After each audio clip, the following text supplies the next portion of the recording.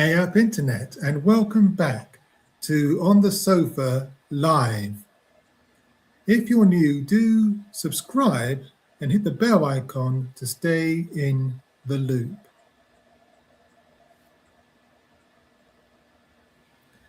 So we've got a lot to get through.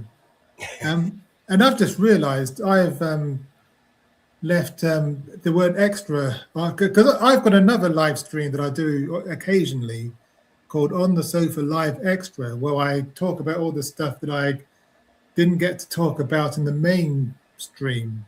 Awesome. And it's just every now and then. And I'm going to do another one tomorrow morning at 10 o'clock, 10 a.m. But fuck it, I'll leave it on. I can't bother to take it off. 10 o'clock in the morning might as well be midnight for West Coasters. Oh, right. Yeah, it must be.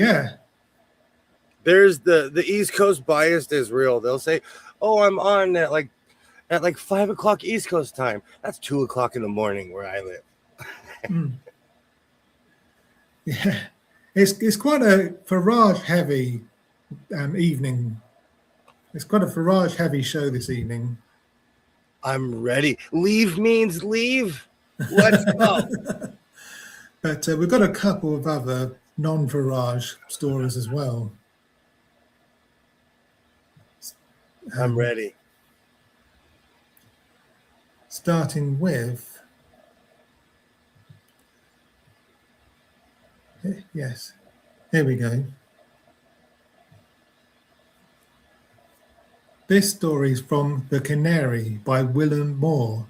Mothin Ali calls Burnham a coward over Gaza genocide stance.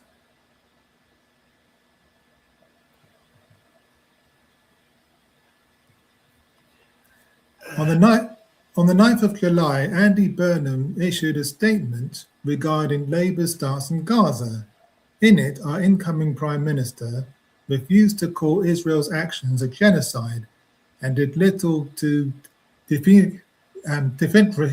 I can't say that word. Sorry. It's okay. And did little to make his position. I'll start again. I'll start the whole thing again. On the 9th of July, Andy Burnham issued a statement regarding Labour's stance in Gaza. In it, our incoming Prime Minister refused to call Israel's actions a genocide and did little in his position to make his decision. I'm stumbling over my words. No, it's okay. It's weird to me how they come at someone like Andy Burnham, who is just walking into, not even in his position yet. He's presumed Prime Minister, and they're already saying, "Oh, you're not doing enough," and he's not even there. Yeah. Okay, let's try one more time. On the 9th of July, Andy Burnham issued a statement regarding Labour's stance in Gaza. In it, our incoming Prime Minister refused to call Israel's actions a genocide and did little to differentiate.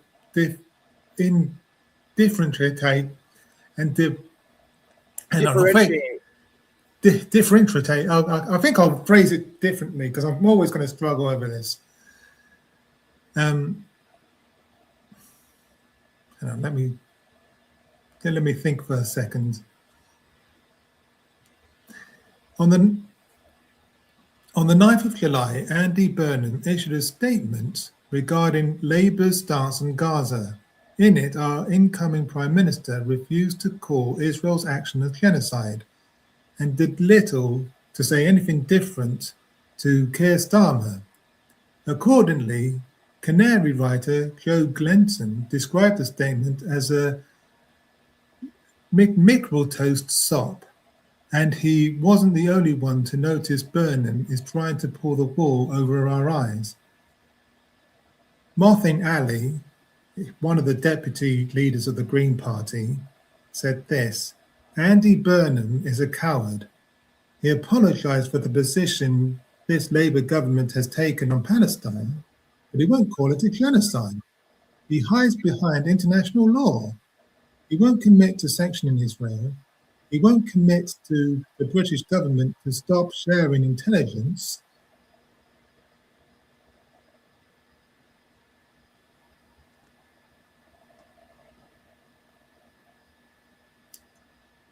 And resources with Israel, and won't commit the RAF to stop doing spy flights over Gaza.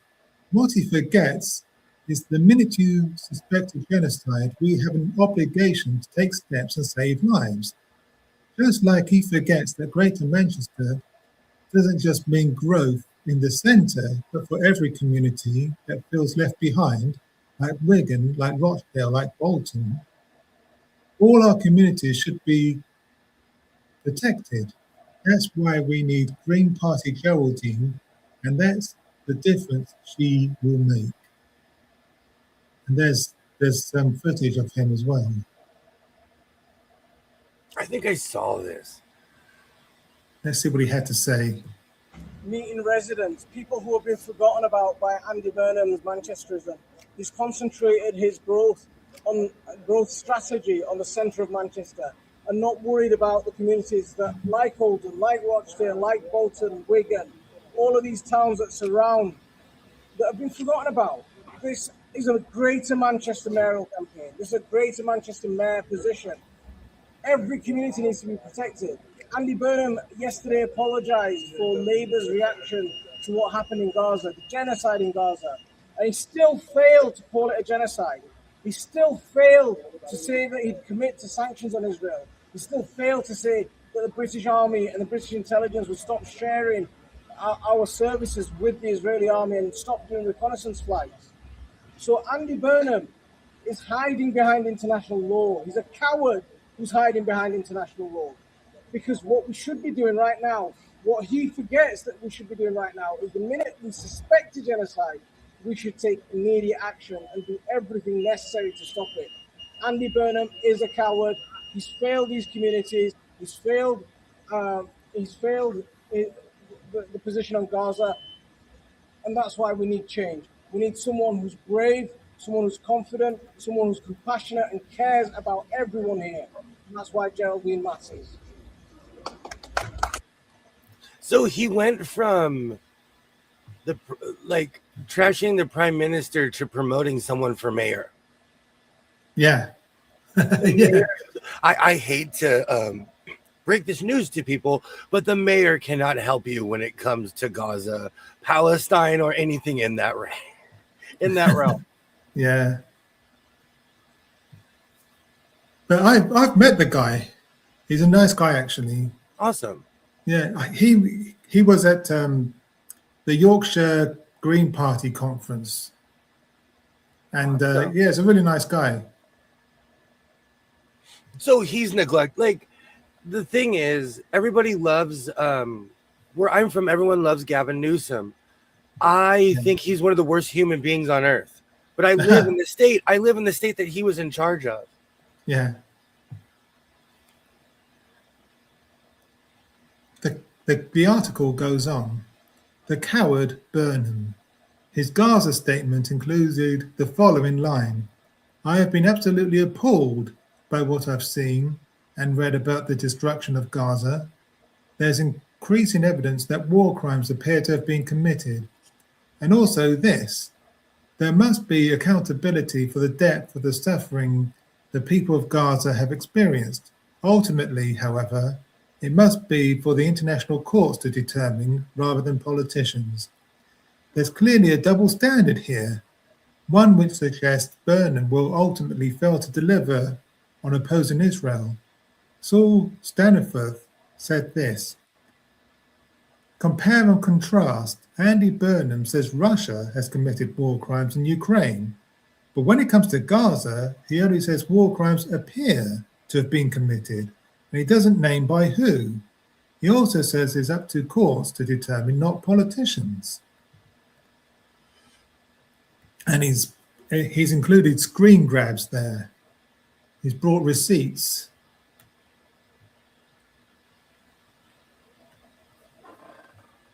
This is no surprise, of course, as we've been reporting. In recent days, Andy Burnham has been vocal about Ukraine, but quiet about Palestine. Like Hope Not Hate, the double standard is telling.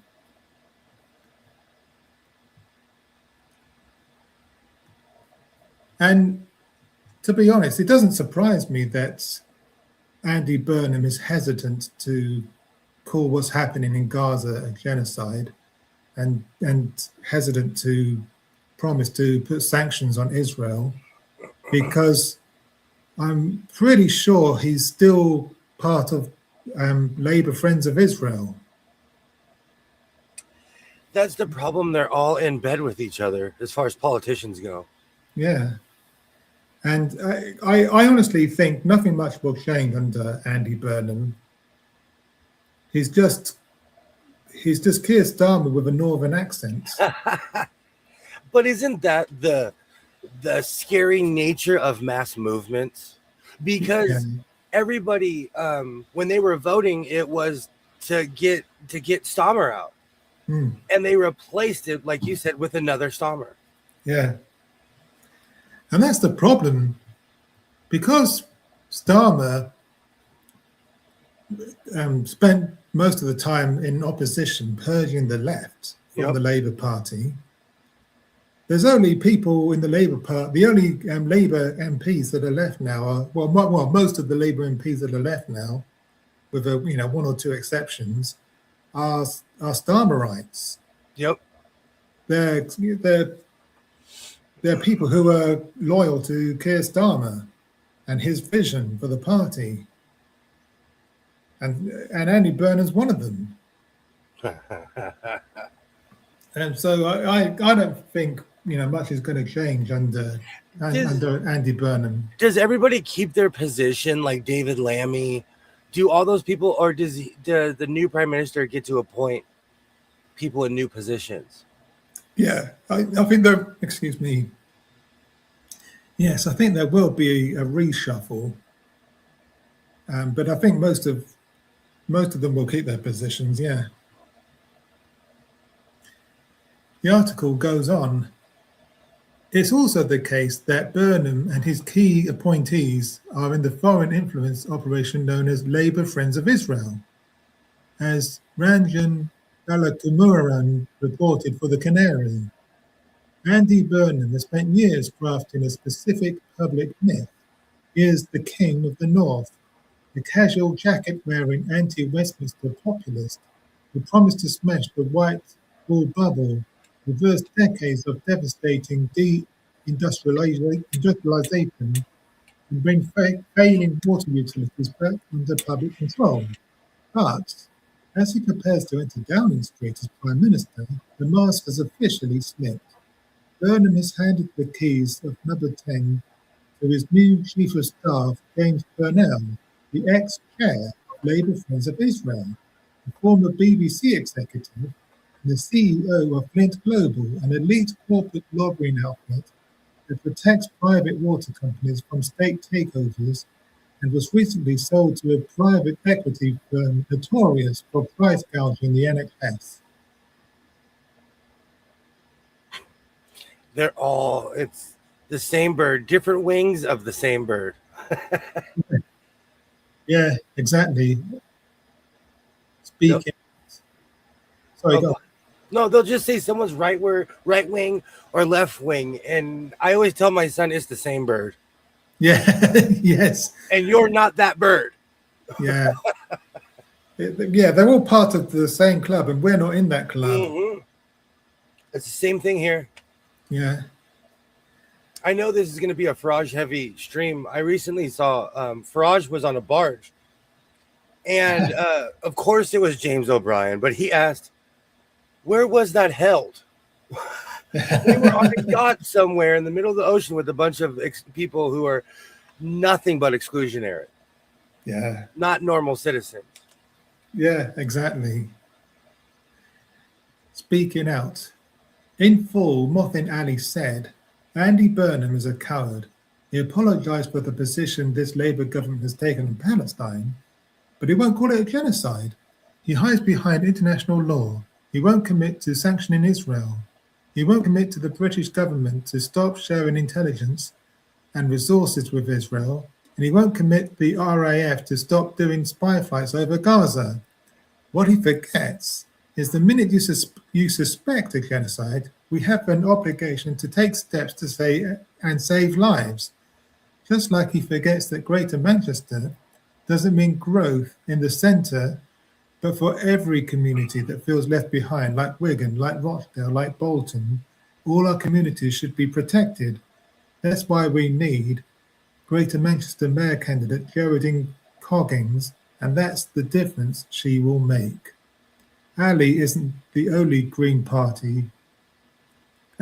Ali isn't the only Green speaking out either. Zach Polansky said this: Burnham talks as if the genocide in Gaza is in the past, but it's happening now. Britain is arming Israel now. The UN report is from 2 weeks ago. Burnham must commit to fully ending UK complicity now. And he shared a news story with the headline, UN Commission of Inquiry says Israel committing genocide in Gaza by deliberately targeting children. And that's a good point, isn't it? The genocide in Gaza is still going on. We are so distracted by everything else that the sad thing is that what we think of like Gaza and Palestine doesn't exist because they've been so reduced. Yeah. And we're like, you know, it's one of those things like we take our everyday life for granted and people are literally disappearing. Yeah, exactly. That's right. I am at a loss for words when it comes to Palestine and Gaza sometimes, because it's a genocide in real time in our lifetime.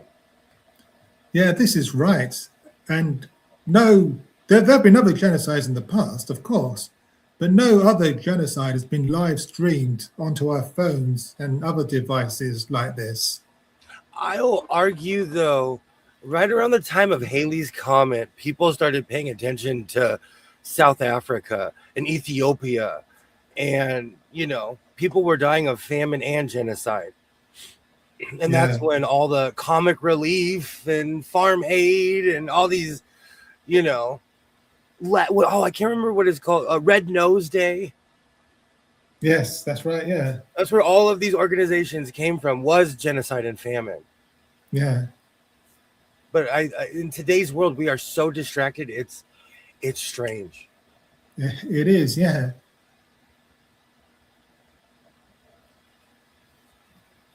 Prepare to be disappointed. This isn't the only instance of Burnham trying to dupe voters. Willem Moore tweeted this: like when he hinted at nationalism despite having no intention to deliver on that front, this hollow statement is going to make everyone madder than if he just said nothing. And that was in response to Pippa Crerar, who said, exclusive: Andy Burnham has apologized for Labour's initial response to Israel's military action in Gaza, saying that the party didn't get it right and needs to do better under his leadership, as he signals a significant shift in the UK's approach to the Middle East. So these are just words. These are just meaningless platitudes. We need action from Burnham when he becomes Prime Minister, because otherwise, you know, this is just sophistry, nothing more. I was talking about this the other day. I have yet to meet a politician who has ever followed through on their campaign promises, ever. Yeah. I think we put too much hope on these politicians. They have the power to change, but you know, they're not for us necessarily.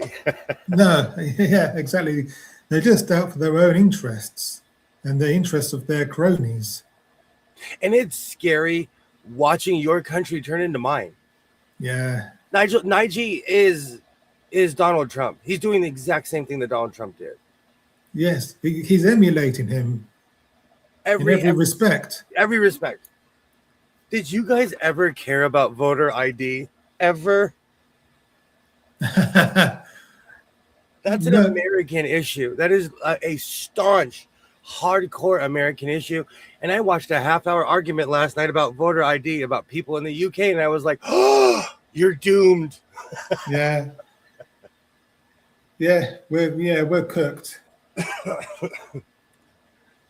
They're fighting to do that here, and it just doesn't make sense. Yeah, I know. It doesn't. As we reported on the 30th of June, when Andy Burnham unveiled his plan to run in the Makerfield by-election, the establishment media claimed he would renationalise utilities. Because we actually listened to what he was saying, we knew this wasn't the case, and we pointed it out. Burnham himself disagreed with our assessment that he had no plan to end the privatisation nightmare. Now Burnham has made it clear his Labour government will not offer anything besides half measures. And Saul Staniforth tweeted this: Andy Burnham confirming he won't take part. He won't take our key infrastructure back into public ownership.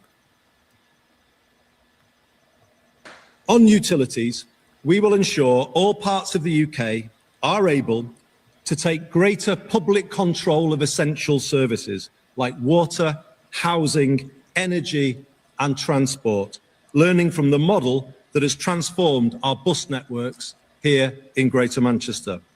We will set out 10-year plans to bring down the cost of these essentials to individuals, families and businesses. Yeah, it's just going to be more of the same under him. And the article concludes, under Keir Starmer, voters got little besides cold gruel. Andy Burnham has run Starmer's slop through the microwave for 30 seconds, but it's still not warm and it's still fucking gruel.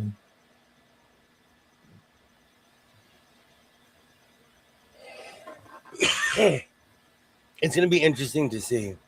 Yeah. That's why it's easy for someone like Nige to slip in, because he's just going to tell you everything you want to hear.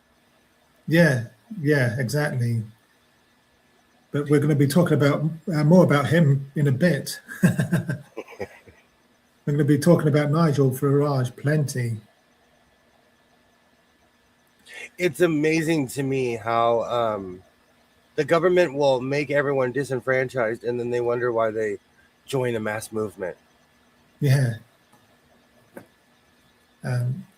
So what have we got next on the agenda? Let's have a look. Yes. Talking about Andy Burnham. I mean, we're going to come to Farage a bit later, but we're going to talk a bit about Andy Burnham first. Okay. This is more evidence that it's going to be more of the same under him.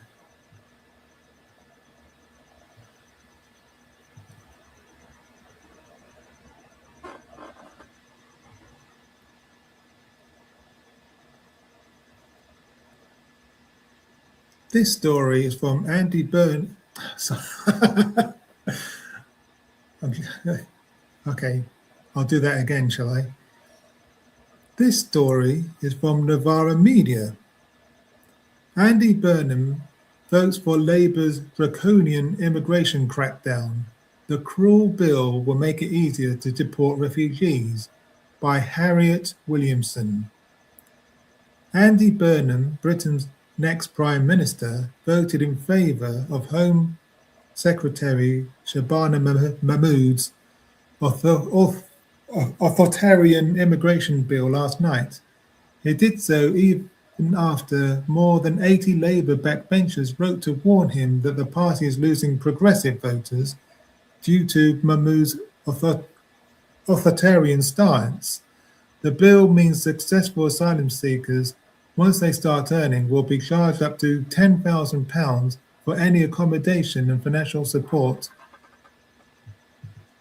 they received while waiting for their claims to be processed. people awaiting a decision on their asylum claim in the UK are generally not allowed to work, meaning they will have little choice but to accept state help. This is just performative cruelty. This is worse than anything that the Tories did. Yikes. So he really is just going to continue what the party before was doing. Yeah, he's just going to continue, where Starmer left off, basically. Again, I think what happens is we put too much hope and, dare I say it, faith into these politicians, not realizing that, we're playing different games. Yeah. We're not even in the same stadium. No, we're not. We're playing hockey and they're playing cricket. Yes. Yeah. The article goes on. Rights groups have condemned the policy as an extra tax on refugees, fleeing war, torture, and persecution. Child asylum seekers whose claims aren't resolved until after they turn 18 will also be liable. For fuck's sake. That is just cruel. They're just unnecessarily cruel. That's just cruelty for cruelty's sake. For goodness sake. And the thing is, we know why they're doing this, of course. They're doing this to appeal to reform voters, to try to win them over to Labour. But it's not going to work. All you're doing is legitimising the policies of reform. And, why vote for reform light when you can have the real thing? It's funny. They're trying to appeal to the people who only listen to headlines and slogans. Yeah. The entire time you were talking, I could just hear "Stop the boats." There's so many different slogans that people have been duped by. It's insane to me. Yeah. And it doesn't matter how cruel Labour are to refugees. It will never be enough for reform voters. It will never be enough for the far right. Everybody complains until they need a doctor, until they need someone. Where I'm from, no one I know is becoming a doctor, dentist, or, anything that's going to help society. So we need people from other countries with experience, with, the know-how. That's how society has always worked. And we have this illusion that we can do it ourselves. And society has shown time and time again, unfortunately, we can't do it without each other. And that means everybody. Yeah. I remember when my dad had to move into a care home, all the carers there, all the members of staff there, they were all immigrants. Mm-hmm. Everything, all of them. And they were the nicest people, the nicest, kindest people I've ever met. And they really took really good care of my dad and all the other residents as well. And I really think the care system in this, the care industry in this country would fall to pieces if it wasn't for immigrants. We need them. It is the exact same in America. Everything you said happened to my grandmother, and I'm grateful for the people that helped her. Yeah. Exact same in my country. And I don't think people realize how much we need other people. Yes, exactly. And I'm laughing because I have to laugh to stop myself from crying. Yeah. Yeah, this is it. If you don't laugh, you cry. Because there's really, it's one of those weird things. There's nothing you can really do, Yeah. But I don't think people realize that it's not the 1940s. It's not the 1950s. And propaganda sounds good. Everything sounds good on paper. You actually have to live it. Yeah. This is it. The Immigration and Asylum Bill passed its second reading in the House of Commons with 264 votes to 90 on Monday evening, with 14 Labour MPs rebelling. The new legislation will make it easier for the government to deport people seeking asylum in the UK by tightening the application of Article 8 of the European Convention on Human Rights, which protects the right to private life and family, in order to make it more difficult to appeal asylum decisions. And the thing is, this isn't good enough for Reform voters either. They want to leave the European Convention on Human Rights altogether. So, insane. Yeah. Well, every country wants to have the right to completely torture people for no reason. Yeah, yeah. And the thing is, if this is how they treat, vulnerable people coming over to our country, fleeing from war, fleeing from persecution, this is how they would treat their own people. They could get away with it. Definitely. So this is why we need the European Convention on Human Rights, so we have somewhere to go to when our own government is abusing our human rights here.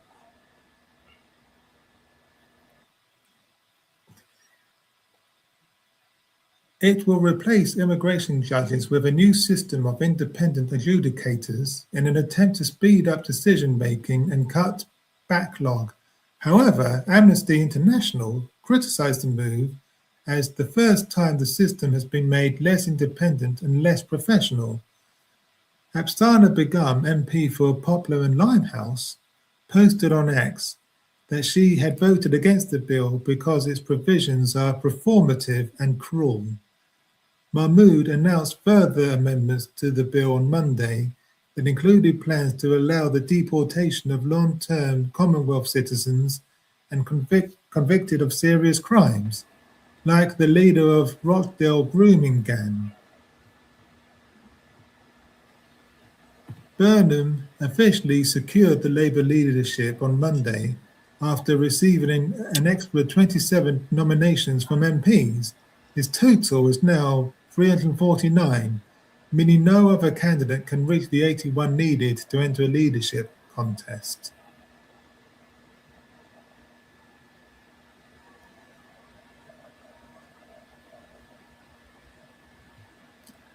So, like we've already said, it's just gonna be more of the same under Burnham. But let me know what you guys think in the comments.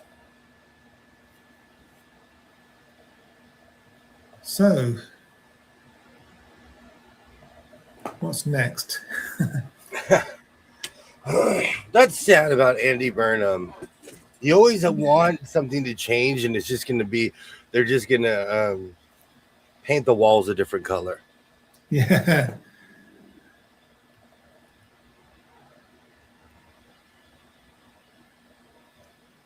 Let's have a look.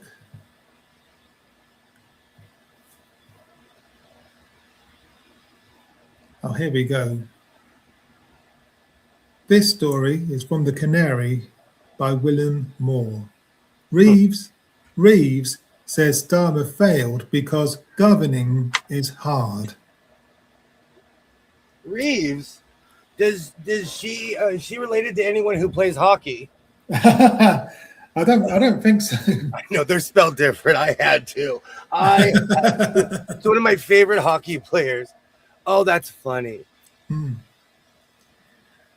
After 14 years of Tory rule and 40 years of neoliberalism, Keir Starmer needed to make a dramatic moves to turn this country around. Instead, he tinkered around the edges, then pouted when no one thanked him, and their lives continued to worsen. Starmer is on his way out, and you have to assume Rachel Reeves will follow. Given her response to the following, it's easy to see why. And Saul Staniforth said this, BBC Laura Kay, you were absolutely central to Keir Starmer's whole project. What do you think, reflecting back, is the biggest reason why it's come to an end like this? Rachel Reeves, I think governing is hard today. Let's watch the clip. You know, you haven't just been the Chancellor, you were a highly experienced politician. You've been on the front line, as it were, for a long time. And you were absolutely central to Keir Starmer's whole project. What do you think, reflecting back, is the biggest reason why it's come to an end like this? I think governing is hard today. I was just with finance ministers from other European countries earlier this week, and governing is hard across a number of developed economies today. There have been a lot of shocks in recent years, whether that's COVID, Russia's invasion of Ukraine, now the conflict in the Middle East, increasing barriers to trade around the world. And at the same time those things are going on, you've also got this huge impatience for change, and I absolutely get that. And I think sometimes that change isn't happening at the pace people want it. And we've got to drive that change forward more rapidly so that people feel it in their everyday lives. But we have to be careful to do it in a way that doesn't undermine that credibility and trust that we've rebuilt in the economy. Because unless you have that, change of any sort, it isn't possible. And that is what you have to marry up, really, as Prime Minister and Chancellor. Rocket science is really hard. Poor Keir Starmer. Governing is hard. He's such a baby, small bean. He can't govern.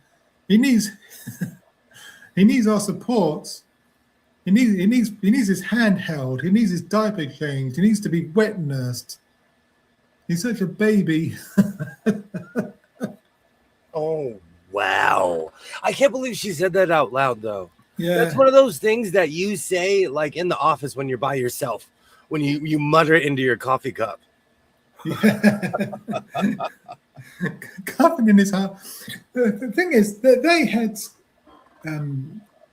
what was it, 2 years in opposition to come up with a detailed plan for when they were in leadership, but instead they spent that time purging and demonizing the left when they should have been, focusing on coming up with a plan for government. And Starmer promised that he was going to use the popular 2017 Corbyn manifesto as a basis for his manifesto. But then, of course, when he actually became leader, he went back on that promise.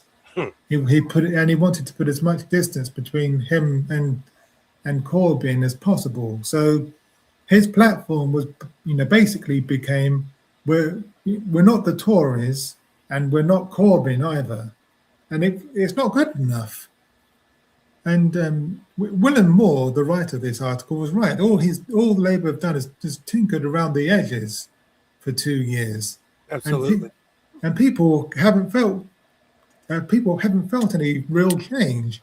They're still struggling. They're still having to do 2 or 3 jobs just to make ends meet. They can't afford their rent. They can't afford their groceries. They can't afford to pay their bills. They're not really feeling any significant change in their everyday lives. It's the exact same thing here in America. Yeah. Starmer excuses. In the above clip, Kusenberg puts the following to Reeves. You haven't just been the Chancellor, you're a highly experienced politician. You've been on the front line, as it were, for a long time, and you were absolutely central to Keir Starmer's whole project. What do you think, reflecting back, is the biggest reason why it's come to an end like this? Reeves' response, I think governing is hard today. If you think governing wasn't hard back in the day, you may be unaware of this thing we have called human history. That aside, she's not wrong to point out things are tough. The problem is, she's failed to call out the key culprit for Western society's decline. Here are the problems she identified. I was just with finance ministers from other European countries earlier this week, and governing is hard across a number of developed economies today. There have been a lot of shocks in recent years, whether that's COVID, Russia's invasion of Ukraine, and now the conflict in the Middle East, increasing barriers to trade around the world. At the same time, those things are going on. There have been major crises throughout history. The reason we're increasingly unable to deal with them is because 40 years of neoliberalism stripped the state bare. We're not expecting Burnham to change things either, despite his protests to the contrary.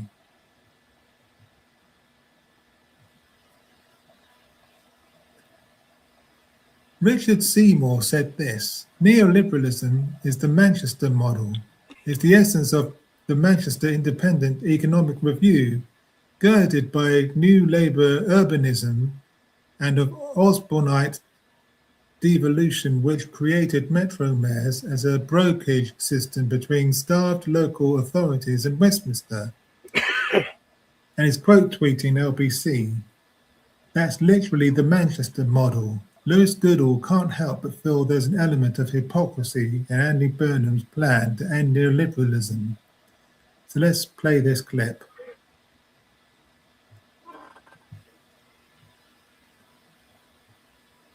Oh.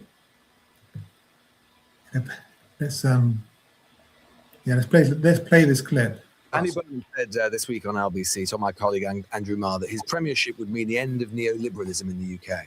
What does that mean? Through the shocks that have happened, through globalization, through the economic crash, through COVID, Brexit, everything else, the extractive economy, if you like, those who've got wealth and assets have done relatively well through that time. What, you mean like all the wealthy people who've invested in central Manchester? There was this theory of trickle-down economics that said, you know, if you create more and more wealth at the top, it will eventually get down to everybody else. We've just not seen that. Like Manchester. That's literally the Manchester model. That's the Manchester model, which is you invest in the centre, you have lots of wealth being invested in the centre, Middle Eastern money, Chinese money, and it trickles out to the periphery. That is the Manchester model. No, it isn't the Manchester model at all. We've got, you know, the biggest sort of social housing programme here. We've got long-term secure housing tenancies across the city. You know, other town centres, if you like, from Stockport to Bury to Oldham. You know, really having kind of revitalised their town centres and long-term plans there as well. Yeah. I think she was struggling to put a point across there, but I think Lewis Goodall is right. It's the Manchester model, but it's also the London model as well. You know, we're I think we're the sixth richest country in the world. I think that's true, but the thing is, the problem is all the wealth is concentrated in the city of London, but it doesn't spread out to the rest of the country. Same thing happens where I live. They say my area is the fourth largest economy in the world, just my state, you know. But if you're not involved in farming or the movie industry, you know, you're really not going to make any money at all. No, this is it. The article goes on. Events. On the issue of events, the government website notes the following.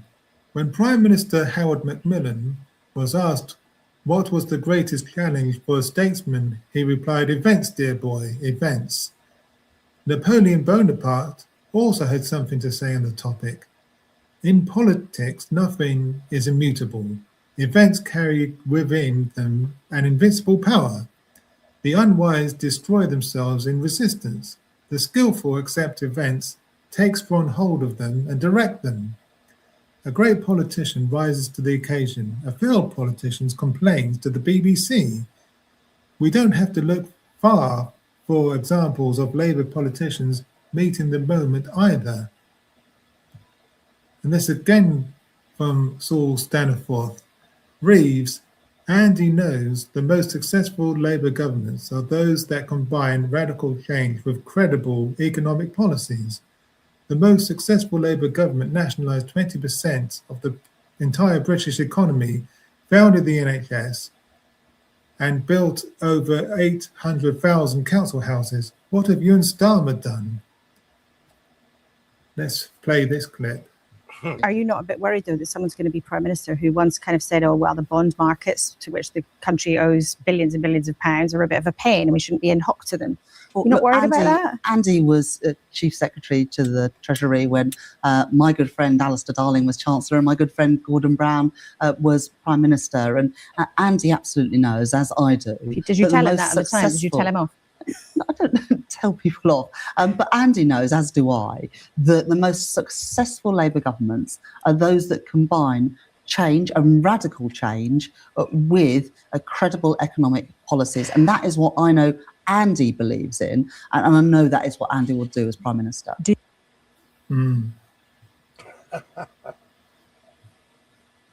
We'll see.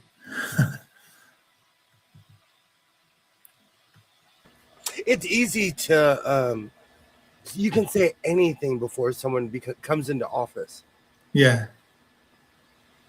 It's easy to make promises, say, oh, we're going to fix that. We're going to fix that. Because I guarantee you 2 months from now, she'll deny even having this conversation. Probably, yeah. Labour achieved the above in 1945, so the event they existed in the aftermath of was World War II. Clearly then, events don't have to be an excuse for inaction. They can also be an opportunity for greatness. With his massive 2024 majority, Starmer could have repeated what Clement Attlee achieved in the post-war years, and then some. Instead, history will remember him as the Prime Minister nobody remembers, a quickly peeled plaster on the festering wound of Thatcherism.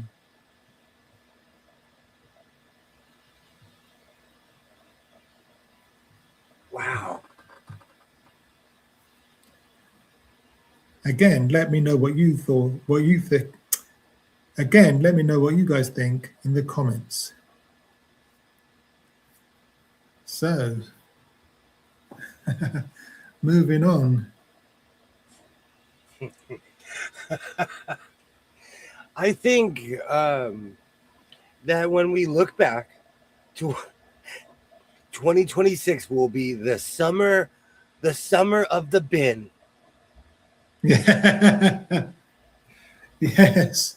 I remember almost 7 years ago when I first met, he was called something else.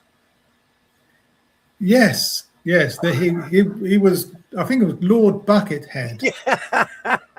But then somebody else came along and used that name.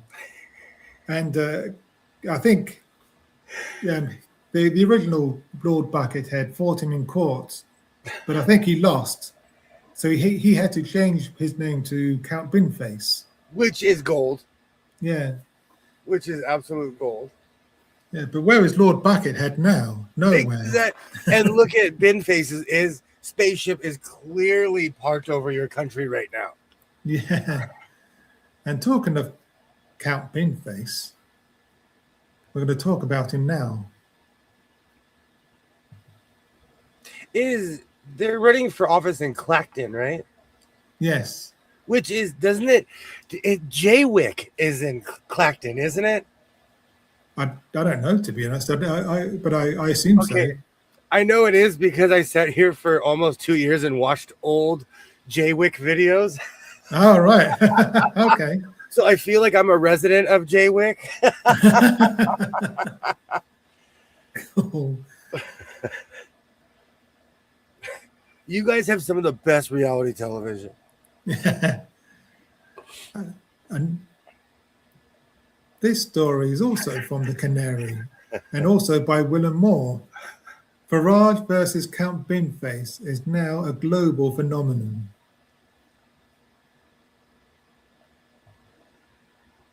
How could it not be?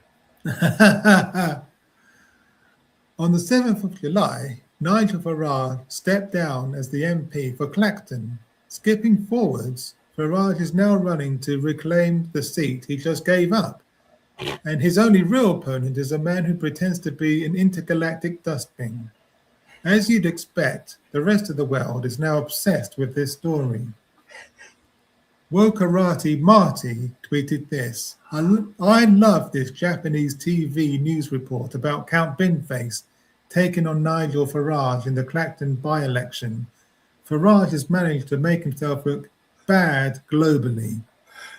Let's play the clip. イギリス議会下院の補欠選挙にゴミ箱をかぶった人物が出馬を表明し話題を呼んでいます。ゴミ箱のマスクにマント姿がトレードマークのこちらがビンフェイス氏です。彼の当選を望む声というのはファラージ氏を上回っています。英語でゴミ箱顔を意味する名前のビンフェイス伯爵は来月13日に投開票されるイングランド東部クラクトンの下院議員補欠選挙への出馬を表明しています。今回の選挙は右派ポピュリスト政党リフォーム UK のファラージ党首が自らの金銭疑惑をめぐり有権者に信を問うとして議員辞職したことで実施されます。イギリス国民を対象に誰の当選を望むか聞いた調査会社の世論調査の結果ではビンフェイス伯爵が 33% でファラージ氏を12ポイント上回っています。宇宙戦士を自称するビンフェイス伯爵はこれまで注目が集まる選挙区の下院議員選挙 That is brilliant. Binface has been around the world like twice now. It destroys me. Yeah. I really hope that Binface wins. Yes, so do I. I can't vote, but I really hope that Binface wins. And it's been a few years, but I forgot about when Suella Breverman said that she hates the avocado eating wokarati. Yes. I forgot about that. Yeah. It feels like a lifetime ago now. A lifetime. I eat avocados. I don't, but only because I don't like the texture of them. It's a main export where I live, so they push avocado. You get I was about to say a newspaper. Kids' newspapers were these things that people used to print words on, and we would go read them every day. I can't think of avocados without thinking about the avocado song that my two girls used to love watching on YouTube. Is it the avocados from Mexico? I can't remember, but but no doubt when I share this segment, I'll put in a clip from the video. Awesome. Good time. Farage big in Japan. The clip above features the following subtitles. This is Face, whose trademark is a trash can, mask, and a cape. The number of people hoping for his election is greater than that of Man Farage. As we reported, this is true when you look at the national polling, in which Man Farage trails behind White Lord Binface. And Jonathan Pye tweeted this: I just like the fact that 13% of the people polled can't decide. And as you can see from that chart, Binface is ahead in the polls. He's ahead of Farage there. That's hilarious. I hope Binface wins. I truly do. The Clacton have got an opportunity to do something hilarious here. They could vote for Count Binface to keep Farage out. I can't remember if it was Keir Starmer or David Lammy or someone. It was either yesterday or the day before. They were like, in Clacton, we're having a complete joke candidate go up against Count Binface. I fell on the ground when I heard that because it's true. Yeah, it is exactly. We do think the Greens should have run in this by-election. It would have given them weeks of national attention and allowed them to further prove that they are the true anti-establishment party, something the public largely already believes. At the same time, though, the above situation is very funny. Farage clearly hoped this by-election would reaffirm the idea that he's the Prime Minister in waiting. Instead, he's proven that the public prefer Binface to him. Binface is making waves beyond Japan too. In the following video, Turkish-American streamer Hasan Piker silently watches Binface's ITV interview. Oh yeah, this is the story that everybody wants me to cover. Count Binface is running in the Clacton by-election. I don't understand why other people are not running in this by-election against Nigel Farage, and it's just Count Binface, but I don't know. British elections are so strange to me. All the major political parties have refused to stand in the Clacton by-election. But Nigel Farage will be up against Count Binface. And of course, the Count now joins us on Good Morning Britain. Very good morning to you, Count Binface. Good morning, Miss Reid. Good morning, Mr. Balls. And how dare you say all the major parties aren't standing? Come on, you you contradicted yourself. No, that's true. You are standing. Are you in it to bin it?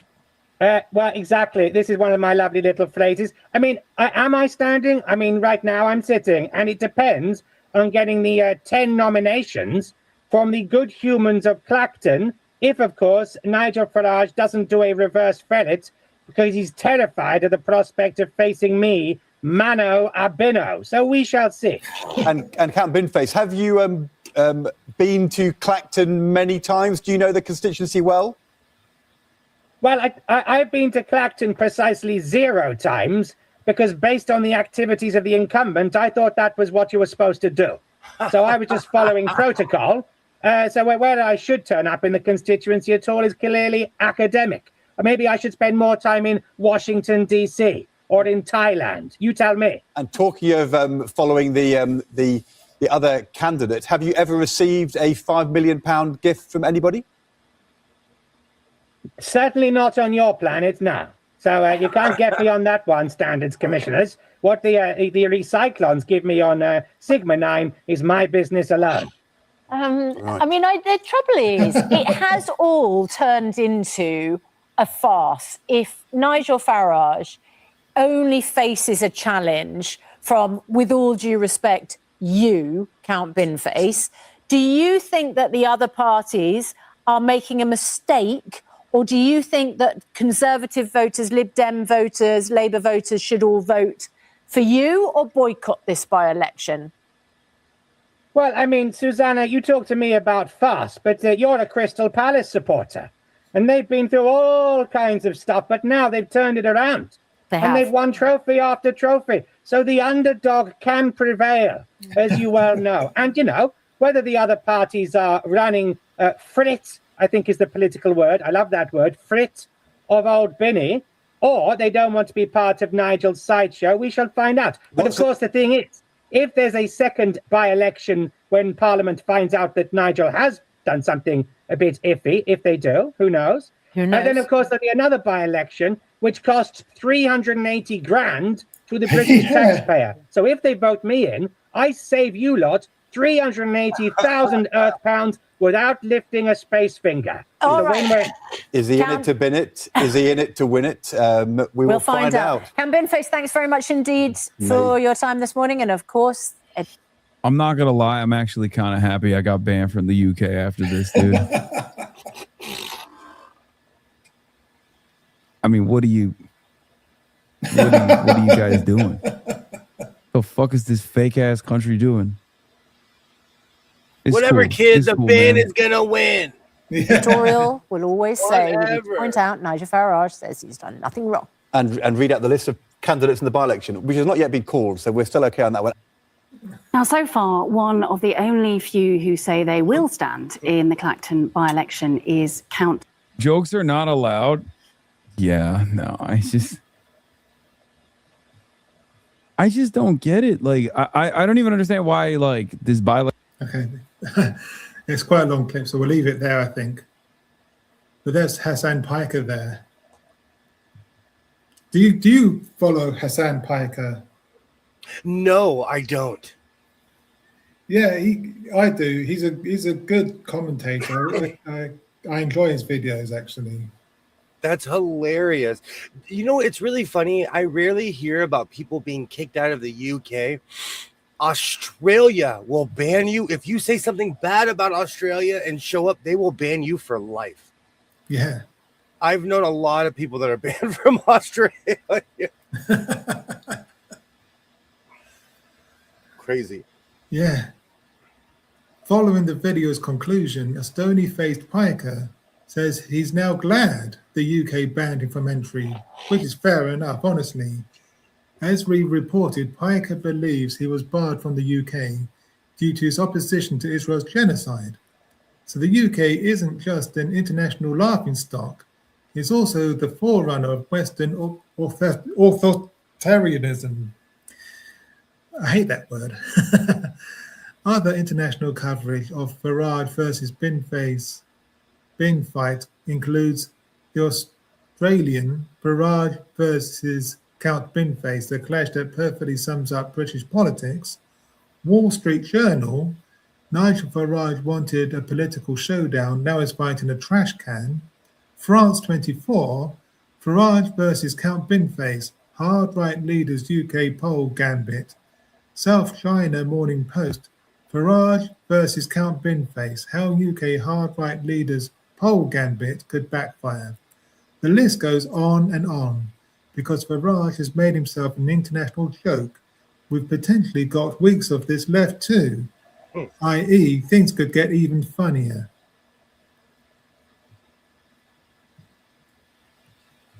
Literally, I can't remember who said it, but they were like, he's going to spend the summer arguing with a bin. Yes. Yeah.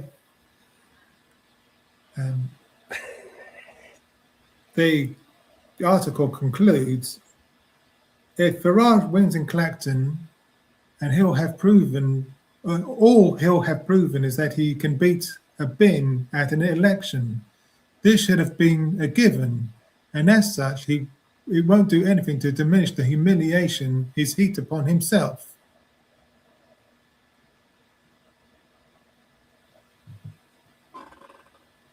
All of this is because he doesn't want to be held responsible because he got a bribe.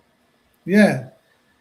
And he destroyed his country and was paid to do it. Yeah.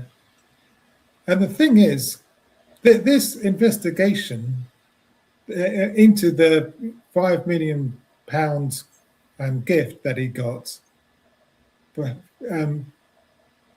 not going to go anywhere. It's only being put on hold because he's no longer an MP at the moment. But if he wins this by-election, it will start up again. It hasn't gone anywhere, and this by-election stunt has backfired on him because it was supposed to be him versus the establishment. But first of all, he is the establishment. He's a multi-millionaire. He used to be a banker. He went to elitist schools.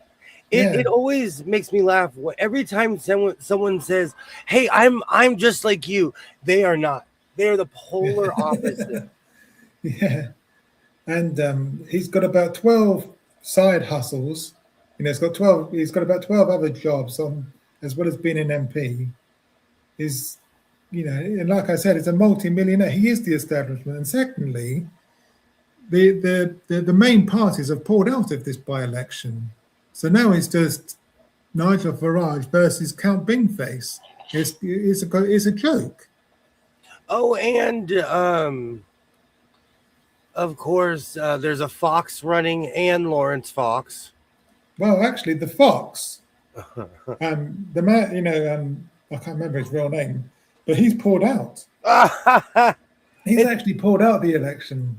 Binface admitted it cost £10,000 to run. I think it's £380,000 to finance the by-election. That's crazy. And so this is going to be an absolute farce of a by-election. But let me know what you guys think in the comments. My real concern is, are they going to let him wear the bin in Parliament? Well, no. It doesn't look like they will. There's rules. I heard someone read the rules that you're not allowed to wear any costume, anything covering your face. Like, obviously, someone has done it before. Come in wearing something ridiculous. And so there is a very specific rule about you can't walk in with your face covered into Parliament. Yeah. This is it. But we'll see what happens. I want to know why that rule exists, because it'll be something from 300 years ago. Probably, yeah. Well, they'll say so and so used to come with feathers in his wig, or something crazy, Yeah. What will probably happen? Count Binface will probably turn up to the House of Commons in his full costume and his bin helmet, and the Speaker will just ask him to leave. That will probably be what happens. I love it when they ask him to take the bin off, and he's like, "Have you not seen Return of the Jedi? You don't want to see this." I love that.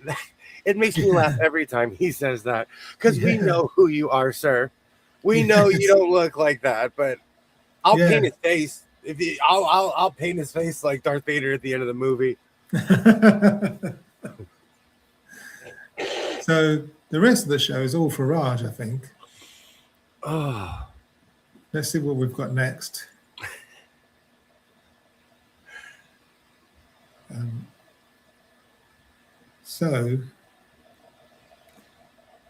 Yes.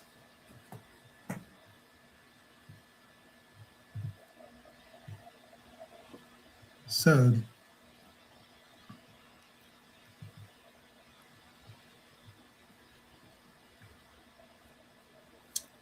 this is from The Times.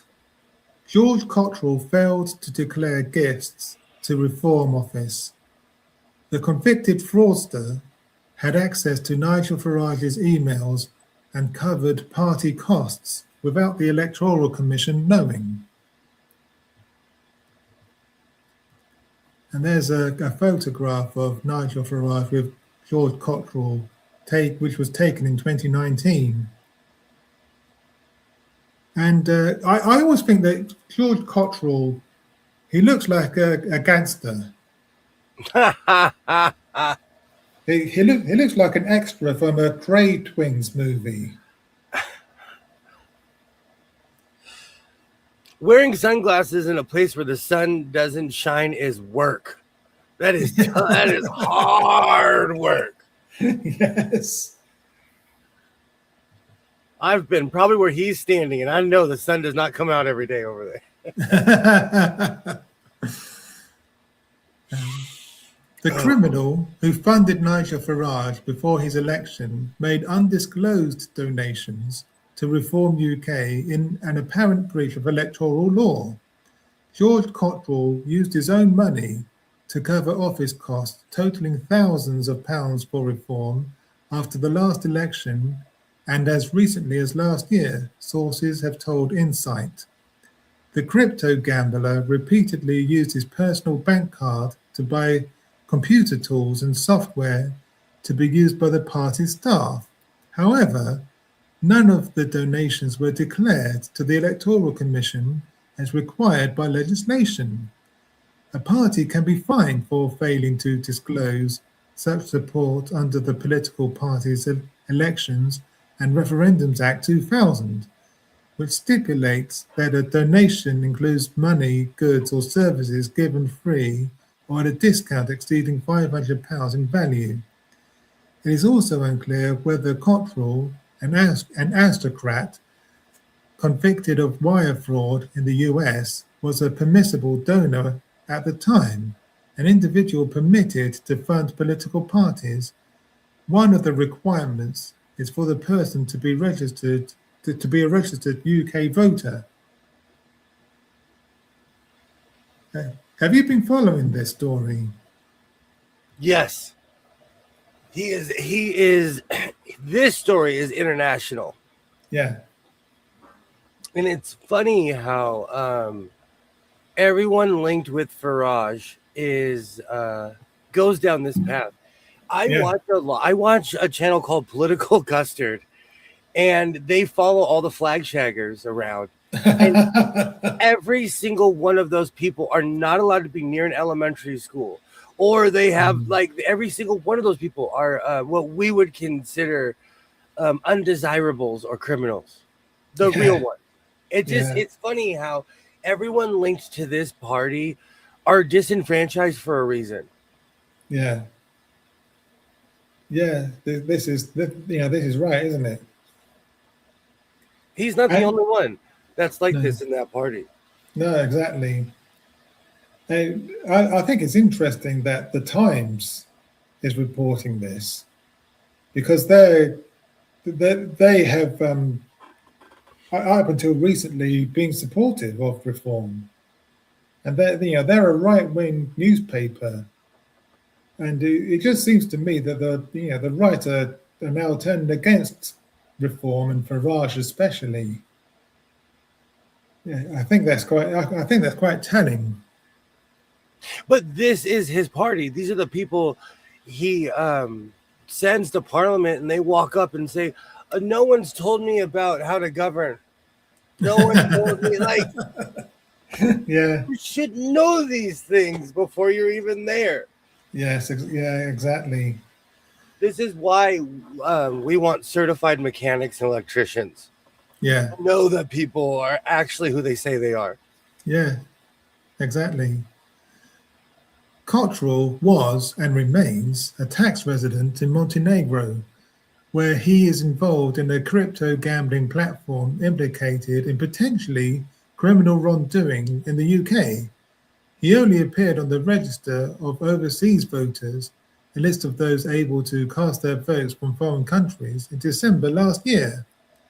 And there's a photo of Cottrell's mugshot there when he was arrested. That picture is everywhere. Yeah. He is in every news organization. They're making this man famous. Yes. I didn't know who he was 2 weeks ago. No, not did I, to be fair. Reform refused to comment on the undeclared purchase of office kit or his status as a donor. The party's official stance is that the convict has no official role and is instead a volunteer like thousands of others. The spokesman repeated the party's position, providing a dictionary definition of the word volunteer as someone who gives their time or expertise without payment.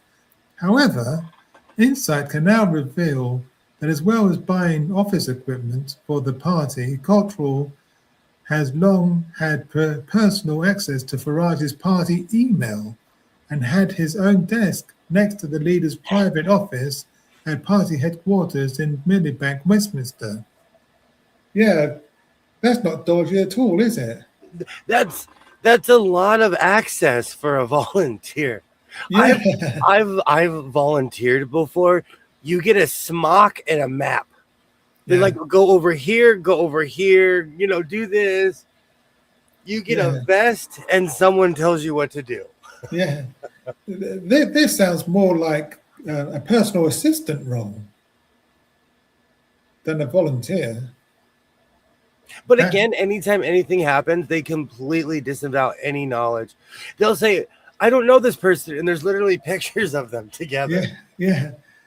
Here's another photograph of the two together, taken in 2020. Sources said that Cottrell was so close to Farage, he was one of the two people with permanent access to his email correspondence, the other being his private secretary. The insiders said he sat either with Farage in his personal office at headquarters or in a quad of desks in a room directly next to it, and claimed he was involved in political and fundraising matters at the very highest level. Insight revealed last week that Cottrell routinely carries a party business card bearing the Reform logo and Farage's email. So he is representing the party then, isn't he? It's unclear if the arrangements are ongoing, and when asked about them, the party refused to reply. Asked about his desk, a spokesperson said, "It was none of your business." That seems to be their answer to everything. It's none of your business. It is our business. I mean, you're trying to become the government. Nigel Farage is aiming to become the next prime minister. I think it is the people have the right to know how Reform is being funded. Nigel Farage is going out, and the fact that he's going out of his way to deny everything shows that it's a dodgy deal. Yeah. And I'm this not isn't kidding. going to go anywhere.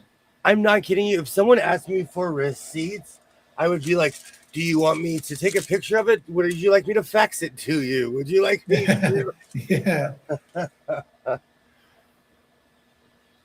But this is what happens when a corrupt. The problem is that our tolerance has become so low in our society that we think it's okay for people to say, just do these hand wavy things, say like, "Oh, I just got $5 million for no reason." Yeah. When people can't even afford to leave their houses anymore. Yes. I don't think they're so disconnected on what's going on in society. He should have at least kept his mouth shut. Yeah. The disclosures pose fresh problems for Farage, who resigned as Clacton MP last week after an Insight investigation revealed the extent of his financial dependence on Cottrell, known within Reform as Posh George.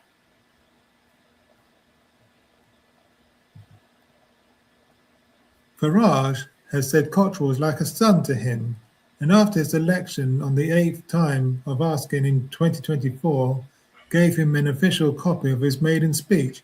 "Thank you for everything," it read. Cottrell, who was jailed for his role in a dark web money laundering conspiracy in the US in 2016, is known to describe Farage as Daddy. And I'll let people read into that what they want. I think Freud would have a field day. Quite literally. Yeah. The 32-year-old is already at the center of a Metropolitan Police investigation into £500,000 donated to Reform by his mother, Fiona, 67, but whose true source may have been disguised or concealed. She described herself in legal documents as a retired stylist and would not comment when approached outside her cottage in Worcestershire.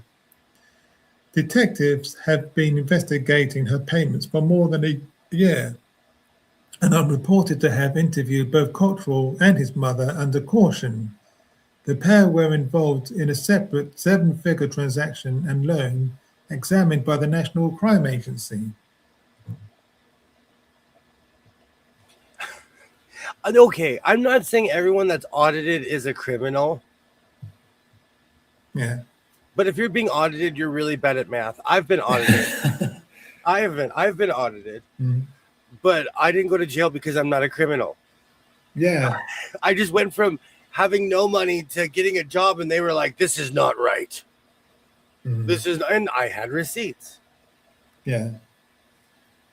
But this story is not going anywhere.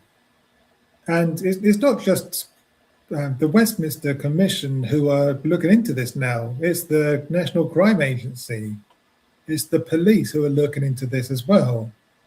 So Farage can deflect and try to delay things all he wants. But it's in the hands of the police now. It's not gonna. He can't run away forever. That's what this entire by-election is about. Yeah. It's about this class of people who cannot accept responsibility for their actions. No. They want you to be held to the fire and be under scrutiny at all times. But, you know, when it comes to them, they're like, oh, nothing to see here. Walk along, nothing to see here. Yeah, exactly. And it's all going to blow up in his face. Is your like in America, justice is slow? Yeah. Is your justice system slow? It can be, you know, especially when you're dealing with people like Farage who have, you know, millions of pounds at their disposal, and you know, because they can afford, you know, the best lawyers, you see, and keep it in the courts for, you know, for years sometimes. It's the same thing here. If you hire a lawyer, you'll probably win your case, depending on what it is, because the average person can't afford to get a lawyer. No, exactly. But we're going to be keeping a close eye on this story, so watch this space. But I have a question though. Let's say he's found guilty on all counts. Would they put him in jail? I don't think they'll put him in jail, but he could certainly be suspended from Parliament for 10 days or longer, and in which case there'll have to be another by-election in which he may not be able to stand next time. Because I was going to say, if they're putting people in jail for accepting bribes, there's this guy, Jacob Rees-Mogg, and, you know, all kinds of people that have been accepting bribes forever. Yeah. But we'll see. We'll see what comes of this. You know, as I said, you know, watch this space. Subscribe, hit the bell so you don't miss out. This is the definition. This is better than having 20 prime ministers in a week. This is better. Do you know what's funny? The only consistency in this entire decade has been Count Binface. Yeah. I feel like he needs a seat. Yes. That would be hilarious if he actually got a seat in Parliament. That'd be so funny. Okay. Let's say Binface wins. What happens to Nigel Farage after that? He'll no longer be an MP, and I think he'll have no choice but to have to stand down as leader of Reform, and he'll probably take a break from politics, probably indefinitely, and no doubt he'll go to Washington DC to suck up to Trump, and maybe he'll do the lecture circuit out there. Who knows? He may that could be the end of his political career altogether. He recently tried to go see Trump, and he lied and said he was going to see Trump, and he was actually invited by somebody else. And he went to Mar-a-Lago and didn't take any pictures for a reason. Yeah. He went there on the off chance, hoping to see Trump there, but he was out golfing apparently. Anyway, talking of the devil, we've got another story about Farage. It just gets worse and worse for him.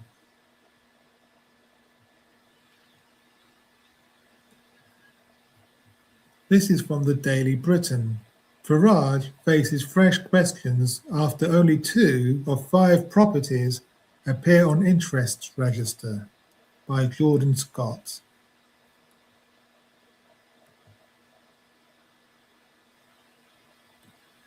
Nigel Farage is facing fresh pressure to clarify his property arrangements.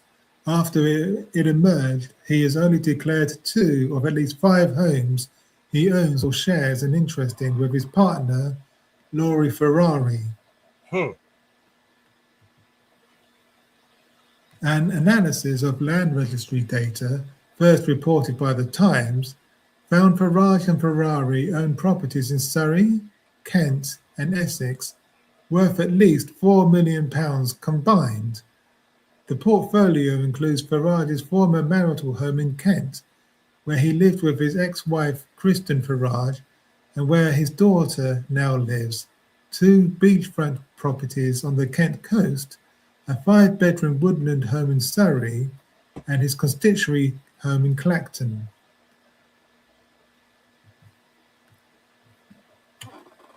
What's declared and what isn't?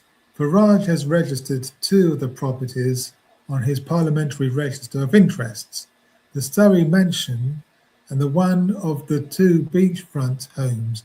He has not registered his former marital home, his Clacton house, or the second Kent coast property. You'd think he'd have to at least register the Clacton house, wouldn't you? But apparently not. And for anyone wondering, this is illegal in most countries. You have to declare what you have. Yeah. You have to declare what you have. But he hasn't. He hasn't, for some reason.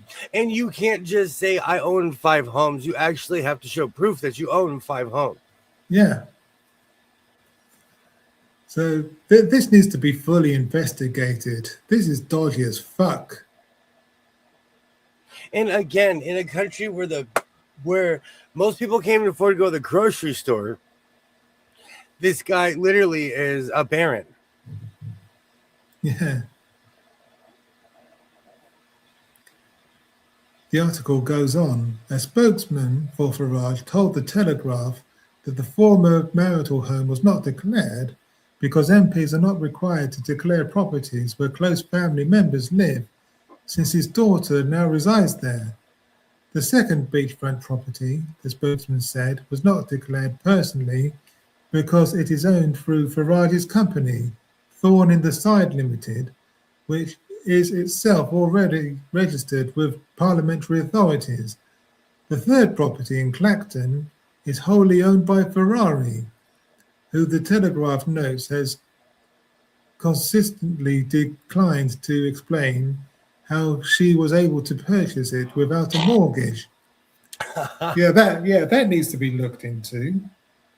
There's something dodgy going on there. I'm sure of it. What? You can't work at Greg's and own a mansion? Yeah. You can't. You can't work at a bookstore and be the richest person. It may be possible. I mean, he did say, when questioned about the £5 million gift from Christopher Harborne, that he could spend it on Ferraris if he wanted. It looks like he has spent it on one particular Ferrari. Exactly. Oh no, do you know, man, if there's any billionaires out there that just feel like giving away $5 million, I'm right here. Yes, I could do $5 million. Yeah, and I'll declare everything. Yes. Ridiculous. It is. It is. And quite honestly, is all of this to dodge the tax man? Probably. Goof. They're gonna get you. That is the one thing people go to jail for more than white collar crimes and anything else, is not paying their taxes. Yeah. I think that's what they got Al Capone for in the end. Yep. Tax evasion. Or Martha Stewart, Wesley Snipes. I could sit here all day and name Americans. Marion Jones. She was a famous athlete and she didn't pay taxes. She did at least a year or two. Wesley Snipes did 5 years in federal prison for not paying his taxes. Yeah. I'm sure they'll get him in the end. It were all because there are so many revelations about him coming out now. Oh man, now I just have, yeah, I'm the tax man. Doop, doop, doop, doop, doop. I just have the Beatles stuck in my head now. We'll give you one and we'll take three. Tax man. Oh, wow. A spokesman for Farage told the Telegraph that the former I think I've read that bit, sorry. The article goes on. The spokesman said Farage had consulted parliamentary authorities about which properties needed declaring and which had been assured his arrangements were satisfactory, adding that his financial affairs were all above board. Yeah, sure they were. Call the other one. The comparison that makes this awkward. So Jeremy Hunt offered a pointed contrast when asked about his own approach to declaring property. Hunt declares all 7 properties owned by his company, Mare Pond Properties Limited. I did that because the rules are very clear that you must not do anything improper or anything that could reasonably be perceived as improper, he said. The distinction Hunt draws between what the rules technically require and what avoids even the appearance of impropriety is precisely the standard Farage's arrangement now invites scrutiny against. Structuring ownership through a company, as Farage has done with Thorn in the Side Limited, or relying on family member exemption for a former marital home, may satisfy the letter of the disclosure rules while still leaving the broader public picture of his wealth considerably less transparent than a full declaration would provide.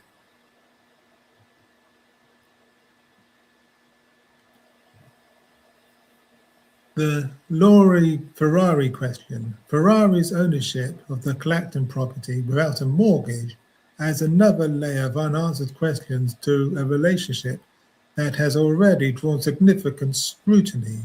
At a Le Monde profile, Ferrari has previously examined her background and connections, including links to figures such as Steve Bannon, without resolving the basic question of how she financed the property outright.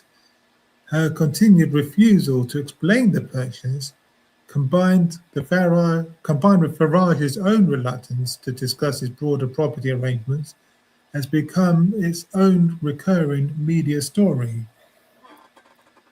And this is it. If they've got nothing to hide, why don't they just tell us where the money's come from and how they managed to buy this property in Clacton? At this point, we know it's dodgy because it came from somebody who, what was a Thai billionaire? Yeah. And the original excuse was they were like happy because of Brexit or something. Like the average person knows nothing about, another country's politics. Yeah.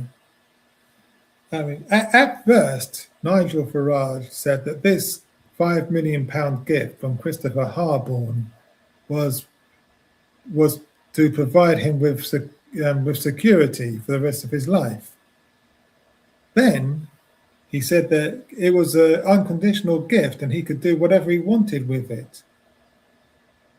And so, I think his story seems to change every time he's pushed on it.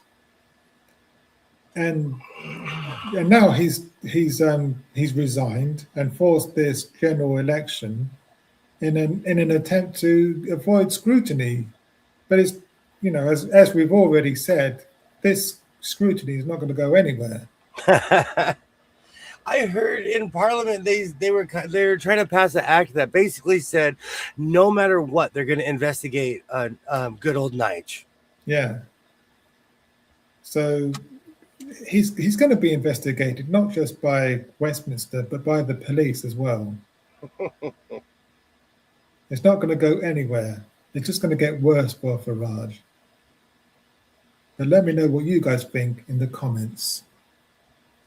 I hope they charge him for wasting everyone's time too. Yeah, yeah. Not to mention taxpayers' money.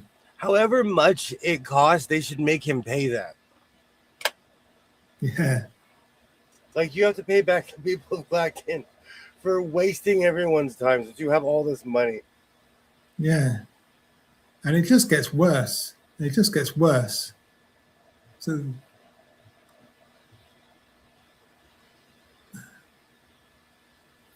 let's see what we've got. Oh, yes.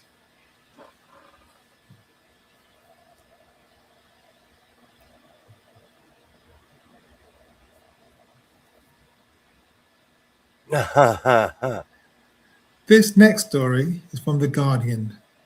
Revealed, Farage's £5 million gift came after saying he needed $1 million a year to stand as MP. Politicians spoke to senior figures in reform in March 2024 about covering lost earnings, sources tell The Guardian. And there's a photo of Nigel Farage there with Christopher Harborne, taken in 2020. And he's scratching his head because he's like, how much do you want? How much? Do you know how much money that is? Yeah. I'd be scratching my head too. Yeah. Nigel Farage told senior figures in Reform UK he would need $1 million a year to cover lost earnings if he stood for Parliament in the 2024 general election, sources have told The Guardian, raising further questions about why he was given £5 million by a crypto billionaire. Sources say the discussion took place in March 2024, shortly before the undeclared gift was made by Christopher Harborne on the 5th of April, according to the Thailand-based crypto billionaire's lawyers. At that time, Farage believed he would be forced to give up his lucrative GB News presenting role, which then paid him more than $1 million a year. Wow. According to one of the sources, Farage said he could not put himself through the ringer of standing and end up skint. He also said he was being properly paid for the first time in years. For goodness sake, he was not going to end up skint. Bitch, you've got 12 other jobs. You're a multi-millionaire, you cunt. There's no way you're going to end up skint. What are you talking about? Okay, I will say, though, for $1.5 million a year, I'll go on GB News. I'll let Michelle Dewberry just scream at me. I'll let her just scream at me. For that much money, are you kidding me? Yes. Yeah. I would drive my Ferrari every day to work. Oh, God. Again, he doesn't live in reality. There is someone right now at the gas pump, like I don't know if I can fill up my car because I have to eat later. Yeah. There are people making life decisions right now over a pittance compared to what he makes. Yeah, this is it. Exactly. Farage has given a series of reasons defending his acceptance of the £5 million, which was first revealed by The Guardian, including that it was for his security and a reward for Brexit. He has also said it was nobody's business what he did with the money, and he could spend it on Ferraris if he wanted. He has consistently denied that he did anything wrong by not declaring the gift, saying it was entirely personal in nature, and repeated that he was not in politics at the time. The parliamentary watchdog has paused its investigation into whether the £5 million ought to have been declared during Farage's by-election campaign in his seat of Clacton. This will be resumed once the by-election is concluded, meaning he will still face its conclusions at the autumn whether or not he returns as an MP. Farage's explanation has been undermined by details that have emerged about the conversations sources say he was having in the run-up to the election and his own official roles. The thing is, even if it's true that he wasn't in politics at the time that he received this gift, as soon as he decided to re-enter politics, that was when he should have declared the gift. But he didn't. And there is again, I saw this thing that when you come into Parliament, they have a whole class that tells you this. So he knows that everything he's doing is illegal. They tell you the ethics of what you can and cannot accept, the cap, the amount. So he knows he's well beyond what you can take as a gift. Yeah. Yeah. And, you know, as we were saying earlier, this investigation by the committee has only been put on hold. He's only managed to delay it. He's not going to go anywhere. And he's going to have to face the consequences, whether he wins this by-election or not. It's stupid what he's done. It's just a stunt that's blown up in his face. And I'm not kidding you. He is holding your country hostage because he doesn't want to be held accountable. Yeah. It's so funny how everyone says, oh, you need to man up or do this or that. And it's these people who are saying, oh, I take responsibility for all my actions, and they do everything but. They do everything but take responsibility for their actions. Yeah, you know? Exactly. He's a narcissist. He has to make everything about himself. Oh my gosh, that whole thing about Ann Whitcomb, I watched the footage. There were a few reporters that he said out loud, if you need me to do this again, I will. Yeah. So it was all staged. Yeah, we're going to get into that later. Good old Nige. Yeah. The article goes on. At the time, Farage was Reform UK's honorary president and majority shareholder.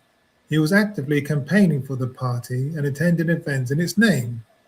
The Guardian has now been told by 3 sources that in March 2024, he told senior Reform insiders that if he were to resume leadership of the party and run to be an MP, he would need to be compensated for the financial harm of giving up his city career to spend 20 years campaigning and standing for election again.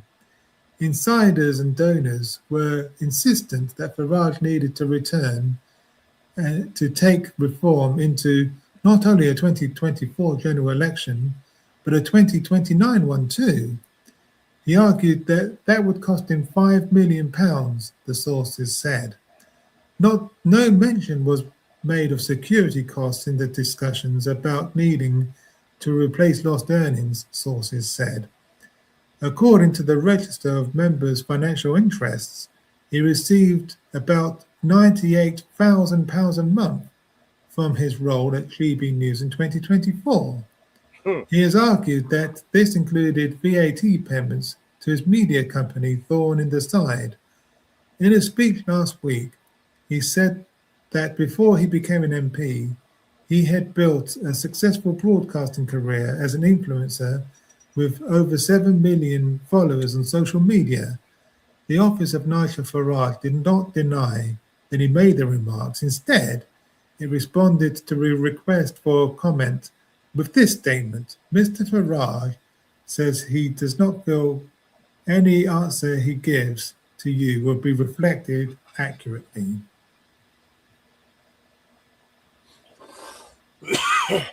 He's mad because he's being held accountable, even by people on GB News. Yeah. He's just mad because they're not doing what he wants them to do. Yes. And and I think he's become spoiled. All this time, he hasn't received any scrutiny whatsoever.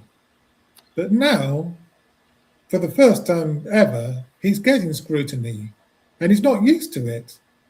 You can always tell when someone hasn't been told no in a very long time. Yeah. And Nigel Farage is one of those people. Yeah, and exactly. Imagine saying, "Oh, I want the people to judge me." He doesn't even show up to vote. Yeah. He's not in the chamber most of the time. Every time recently they've talked about him, he has not been there. Yeah, exactly. So he's like non-existent in his job. So even if it wasn't a joke, I would still vote for Binface because at least he'll show up. I guarantee you Ben will be there for every vote. Yeah. And when he was the member of European Parliament, he hardly ever turned up for work. He's just a work-shy grifter. And he terrorized the European Parliament. Yes. Because they would be like, how do you feel about rhubarb, English delegation? And then he would stand up and be like, leave means leave. Yeah. They were a mess. They were a mess. Those, if you're bored, go back and watch those old highlights. They're just hecklers. Yeah. Yeah, exactly. So, yeah, Farage is in trouble. This investigation is not going to go anywhere anytime soon. It just gets worse and worse. And I think we've just seen the tip of the iceberg here. I've got a feeling more revelations are going to come out. But so watch this space for more revelations. So, moving on.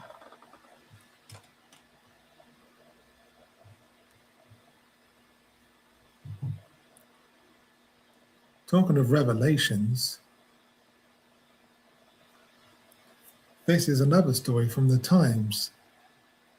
Church warden linked to foreign-born billionaire is behind £200,000 reform gift.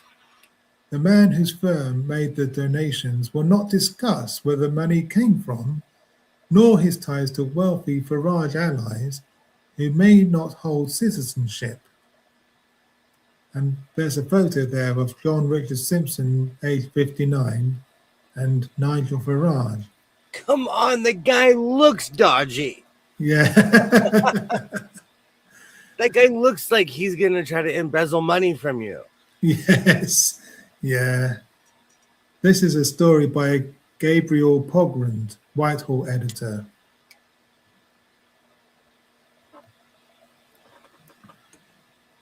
A church warden from Potter's Bar, who works for the family of a highly secretive Kazakhstan-born billionaire, can be revealed as the man behind £200,000 of donations to Reform UK. John Richard Simpson is a 59-year-old conveyancer whose parish website describes him as an experienced and dedicated Anglican lay leader. He is the owner of Interior Architecture Landscape Limited, which made 7 payments to Nigel Farage's party last summer. The firm, which was originally owned by a trust in the British Virgin Islands, is so small it does not have to file professionally audited accounts.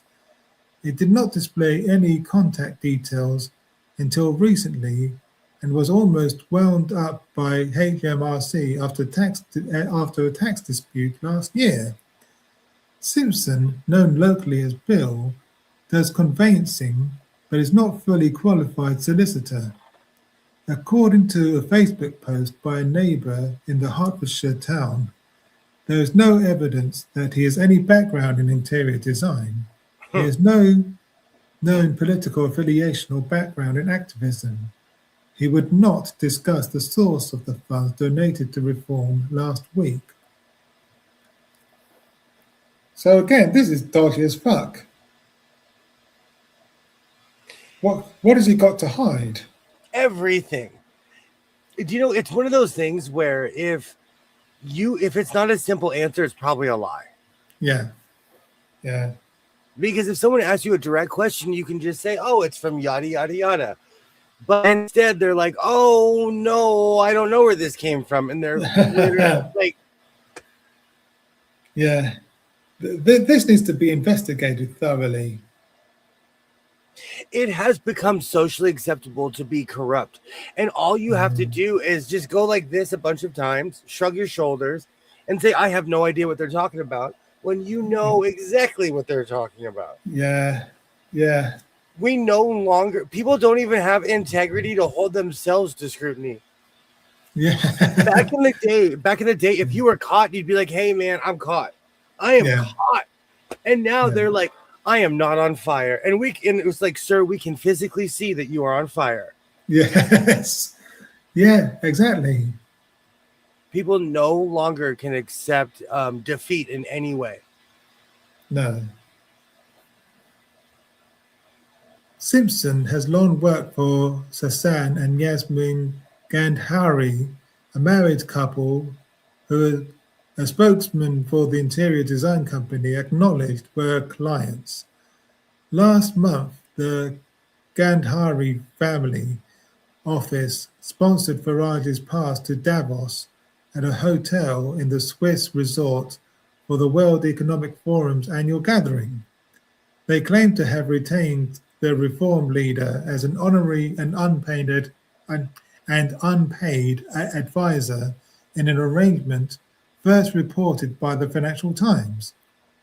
In response to inquiries, Farage's spokesman said, "Susan Gandhari has attended a Reform UK fundraising event and they are friends of the party.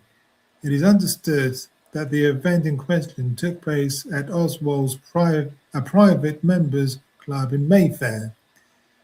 It is illegal for a foreign national or entity to donate directly to a party, yet a trading British company is automatically eligible to donate. There is nothing to prevent a foreign investor or owner depositing funds in the UK company, which in turn donates to a political party." So it's beginning to look like nothing illegal has taken place, but still it raises a lot of questions. And you can argue that it may not be illegal, but is it right? Is it moral? Is it morally acceptable? Well, we, again, in society, I think people more or less think about themselves. Yeah. Like Nigel Farage, when he was talking about the money, he said it was financial security. Yeah. So I think people, they're not thinking of the masses anymore. They're only thinking of themselves. Oh, yeah. And I think this needs to be thoroughly investigated. They need to investigate the ultimate source of where this money came from. It needs to be investigated. It is strange to me because people used to resign over scandal. They used to have enough integrity to not just stand there like Nigel Farage when we know you're guilty. Yeah.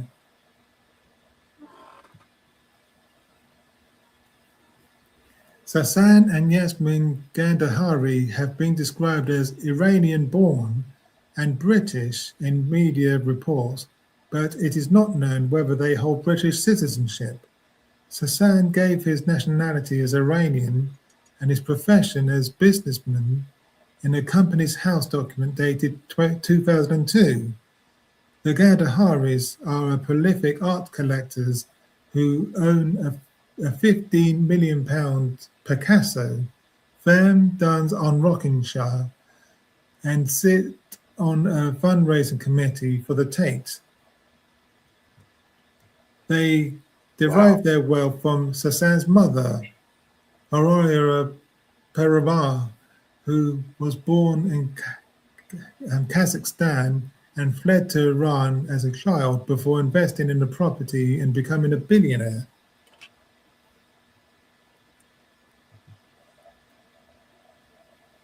No. You know what's funny? I have artwork in my house, and they're literally reprints. I have Gustavo Montoya, all kinds of like really famous artwork. It's reprints. Yeah. Good grief! I couldn't imagine having a 15 million pound anything in my house. Yeah, me neither. I don't think most people could.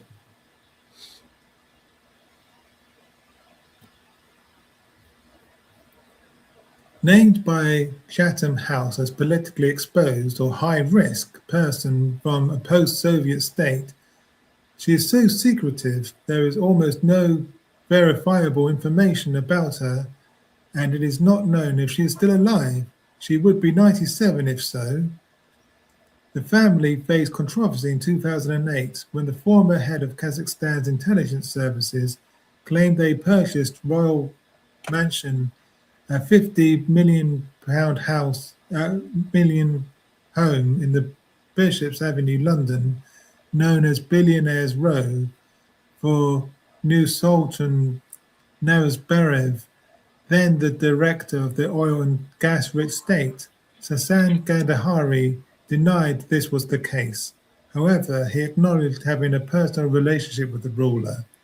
The mansion, then one of the most expensive homes ever bought, still belongs to a British Virgin Islands trust, of which Gandhari is understood to be beneficiary, according to the land registry. So these people are super rich. Like, unobtainably rich. Yeah. And I think I'm going to skip a little. This is a long article. So I think I'm just going to skip to the conclusion. After the Sunday Times contacted Simpson, a spokesperson for the landscaping company explained that the conveyancer would not be available to speak.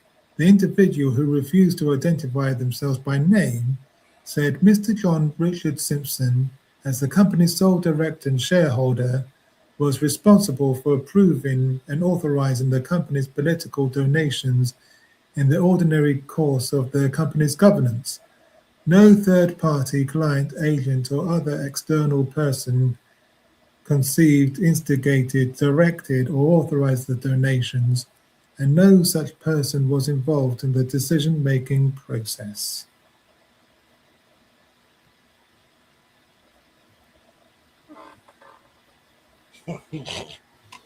Corruption everywhere. Yeah, this is corrupt, in my opinion. This is corrupt as fuck. But again, let me know what you guys think in the comments. It's because people stand around and say, there's nothing I can do about it. There's nothing I can do about it. While these people are literally walking all over all of us. Yeah. Yeah. And now we come to the story I think you've been waiting for. Uh-oh.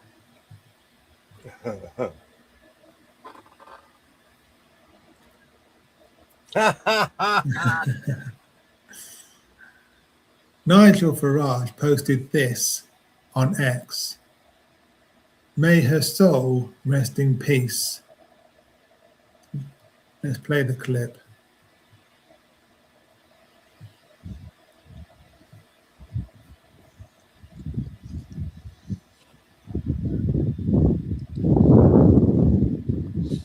What a goober. What is just, oh my goodness. Good afternoon, ladies and gentlemen. We're here on Haytor, up high on an absolutely magnificent, beautiful day. Anne's house just down the road from us, a place where I was a welcome visitor more than once. And she really loved this place. She loved the moor in all its moods. She loved its wildlife. She enjoyed the panoramic views from a bungalow right across, looking out over the English Channel And while she was part of the community here and very well known, she also had that solitude and peace in her home, in her garden, that meant so very, very much to her. She really... Okay, I'm not going to play the whole clip because it goes on for almost 5 minutes. He is such a performative crybaby. It's just unexplainable. Yeah. Let's look at some of the reactions here. This is from Cold War Steve. Totally normal, non-performative grieving.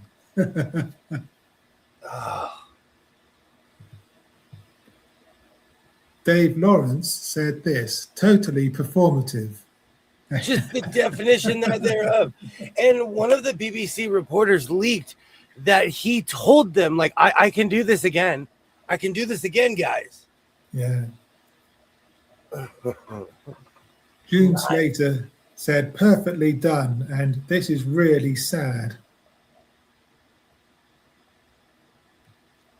Mr. Ethical said, do you want money? Jackie Walker said, we're supposed to believe this guy is actually a Christian. Yeah, that's a good point. Because I'm pretty sure Jesus said something along the lines of, don't let your left hand know what your right hand is doing. And he hated this kind of performative crap that the Pharisees and the Sadducees used to do. He used to preach against that shit. He would, you know, I mean, you could argue whether or not he actually existed until the cows come home. But for the sake of argument, let's say he did exist. He would absolutely hate this, what Nigel Farage has done. I think he would hate a lot of things. All people imagine if you came to Earth and you saw everyone wearing a cross, celebrating your death. Yeah, yeah. Horrified. But Yeah. again, this is just, he's literally doing this for the cameras. And it's so sad because underneath all of this, we're talking about this guy, and love her or hate her, Ann Widdecombe was bludgeoned to death by somebody who just didn't know her, drove 3 hours, and was a complete psycho. Yes. And Ann Widdecombe's family have said that they don't want people to make it political. And yet that is what Nigel Farage and Reform are doing. They're making it political. This is twice now. Yeah. Within the same year that he's done this. When the family has asked, like, hey, let's show some decorum. Yeah. But Nigel Farage, he has to make it all about himself. Sir Michael Take said, Nigel Farage is totally correct.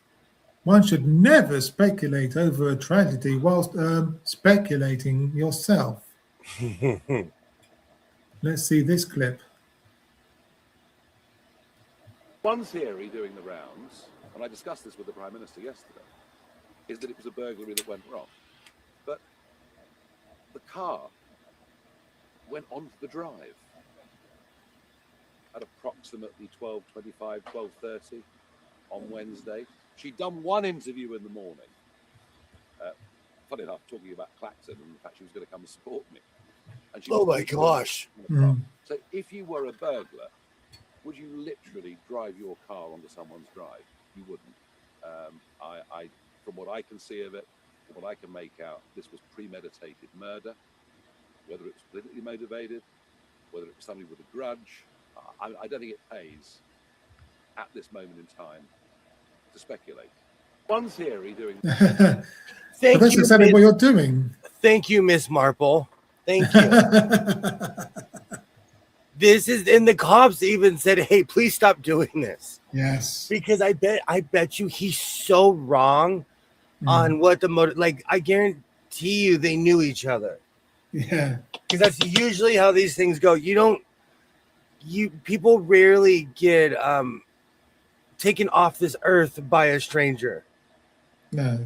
It's always someone you know. Rarely does, and it happens, but it's not like that just everything that happened to her was extremely personal.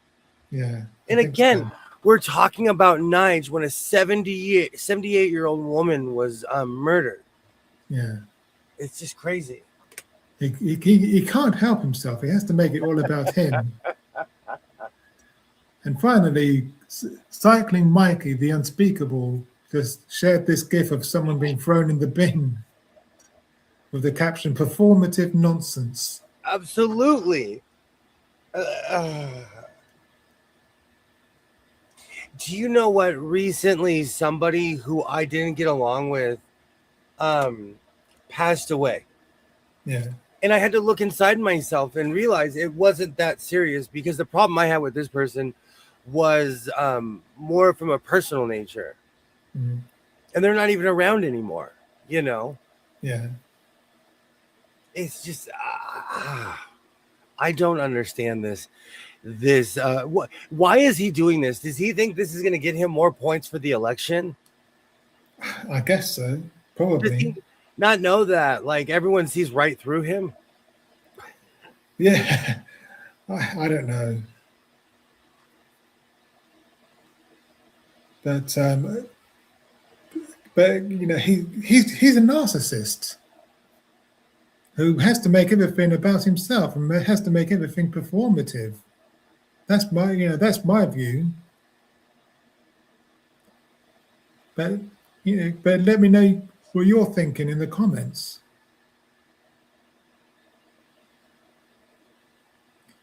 Okay, I think that that wraps everything up. I'm going to say this every week. It's good to know that things are just as trashed where you live, that they are just as trashed where I live. Yeah. I feel like Shaun of the Dead sometimes. Yeah. I'm walking around complaining about first world problems, and the world is literally on fire right now. Yeah. And do tune in Friday morning at 10 o'clock for On the Sofa Live Extra, where I'll be talking about all the stuff that I didn't have time to talk about tonight. And so until then, do subscribe and hit the bell icon to stay in the loop. Okay, bye for now. Have a great one.